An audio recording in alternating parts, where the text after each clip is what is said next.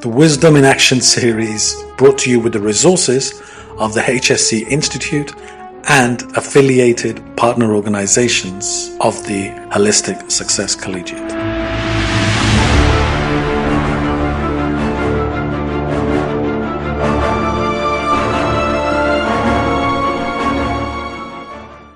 Thanks, Sunny, for asking me this question. And luckily, I am actually having a webinar on this topic and this next week, and that is about the cultural dichotomy. That is I think it's a burning question nowadays, particularly when we see our youngsters when they go through this identity crisis because of lack of confidence and lack of time, because when they come here, they are so busy, as you have already mentioned, that they are so busy in fitting in the culture that they don't have time to sit with their children.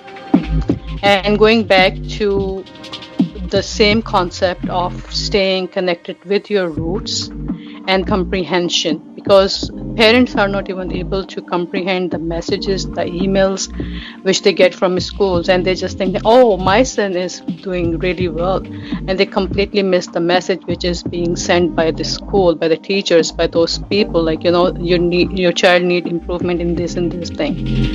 And talking about my own experience and my own client base, most of the time when I deal with my clients, most of them are busy parents and doctors. And unfortunately, if I say I have 20 clients who are doctors, out of them, I can say that maybe one or two families have really done a great job. Otherwise, their children are lost. They have no future. Parents didn't have time to sit with them. They have totally become what the West has made them. Like, you cannot even tell anymore that they are even Muslims. Like, all the values, everything has changed. And the life is like a machine over here for every parent. They're just busy in earning money, not living their lives. They pay tuition fees. They do whatever they can do in terms of educating their children. And in the end of the day, nobody lives with them. So there is a huge gap. There is a huge gap which now they realize. And I was actually invited for this talk. I was invited by an organization. They wanted to hear that how can we actually bring a solution to this? How can we bring families together? So yeah, this is what West has done to us. And again, the reason being, we're not connected to our roots. And on the other hand, there are a couple of families who are really connected to their roots, who live in a joint family system where their grandparents live together.